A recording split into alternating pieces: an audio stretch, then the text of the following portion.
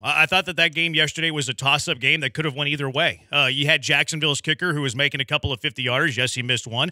And you had the Houston Texans kicker missing two critical kicks at each of the respective halves that you lost a 3-point game.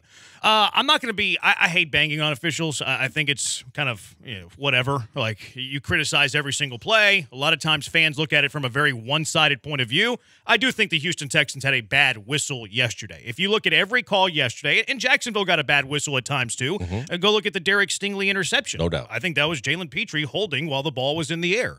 If you average it out, though, I do think the Texans had a bad whistle yesterday. I think it was favorable. Like, if they had the umpire auditor like we see in baseball for the NFL, it would favor Jacksonville yesterday. What stood out to you as some of the worst calls in this game yesterday? Well, the first one to me is going to be Tank's sideline toe tap because of the fact that it could have made for an easier field goal. It could have given you points or an easier chance to get points. And I thought that was a play. And I understand there were still photos later, too, that had the actual two toes down with the ball possessed in his hands. But, again, this is something that we've gone back and talked all season about. If you're going to spend all this money on television broadcast rights and you're going to do all these things as you try to make the game better, there has to be another low angle or some other camera angle along the sidelines and where you need so that you can verify once and for all, yes, they were down, no, they were not. Don't rely on the fact that the little rubber pebbles floated up when, toes got down.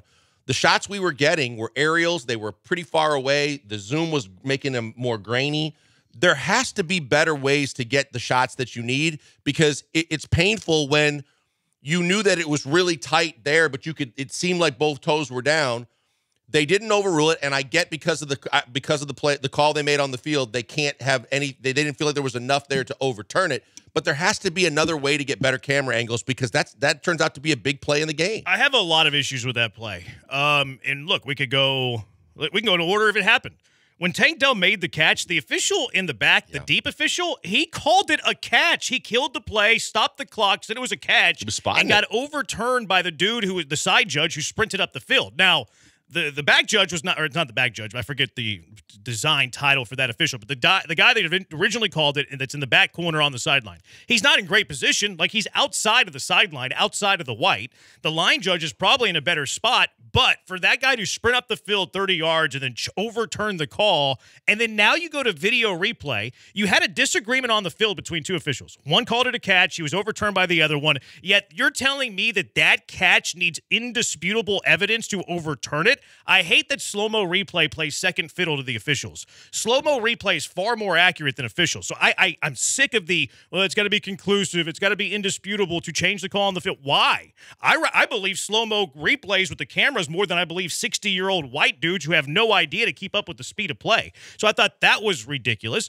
And if you talk about how it affected the game, the Houston Texans missed a field goal at the end of that possession. That to me is that was cost you points. It cost you points. Maybe not a touchdown, but you get closer. You don't have Amendola kicking a 50-yard field goal, and Amendola stinks from 40 yards or greater. So you get closer, you have a chance to kick the field goal there at the end of the first half, and you lose a 3-point game.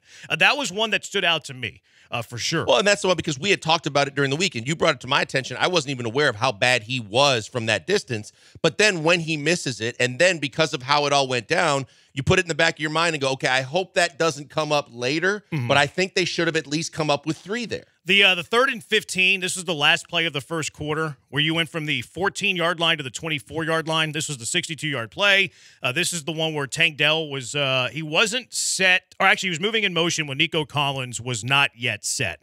And we asked you what were the worst calls in this game, 713-780-3776, 2484. It's for sure the illegal shift.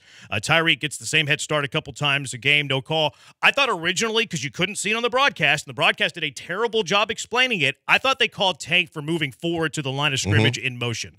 I've seen the big picture view of it now. That's not what was called. They called an illegal shift because Tank Dell started his shift before Nico Collins was set. And you can't do that.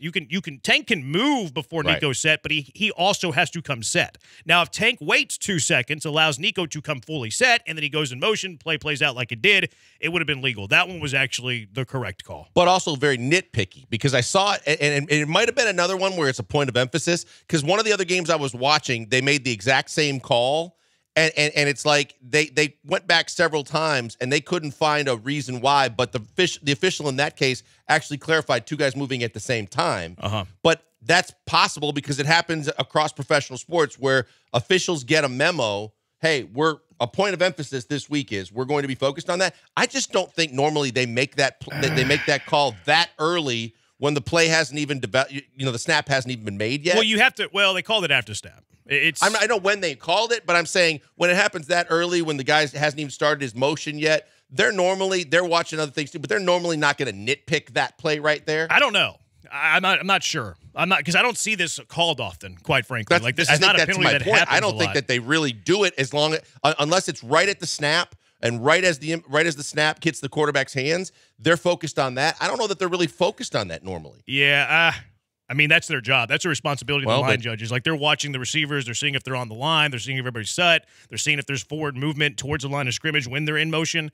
I don't watch that specifically in a game enough to know if people are getting away with it. But that, by the letter of the law, nitpicky, absolutely. By the letter of the law, it was a penalty. The DeAndre Houston-Carson PI, this was the 3rd and goal from the 5 in the second quarter. They scored a touchdown instead of the field goal.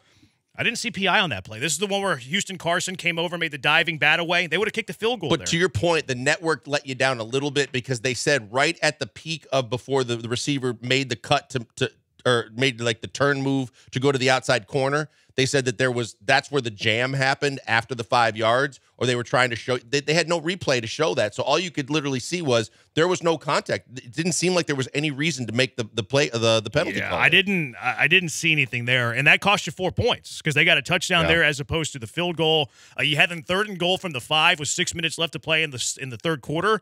This was the Tavier Thomas. He had back-to-back. I thought the first one was PI because he was holding down his arm. He was holding his arm. Oh, that one. Like his arm, he couldn't get his arm up, and like that's PI. But that's jousting a lot of times because it's the inside. To your inside point, arm. Yeah. To your point, it doesn't get called all the time. Right. But to me, if you're a corner, you're a safety, and you don't allow a receiver to bring his arm up to try to attempt to catch, that to me is PI. That's also where I brought up the point too. As a football team, if you know the officiating really concentrates on that stuff, then your D-backs have to know that going in, that even if that's something that you have a habit of doing, you have to not do that. They didn't adjust. You're right to that. 3rd and goal from the 5. This was the second Tavier Thomas PI on that series. And this was 3rd and goal from the 5. This was the out route to Christian Kirk. A lot of people said it was uncatchable. I don't see PI there. And I agree that it's uncatchable. Was it in the end zone? No. I didn't think it was in the end zone either.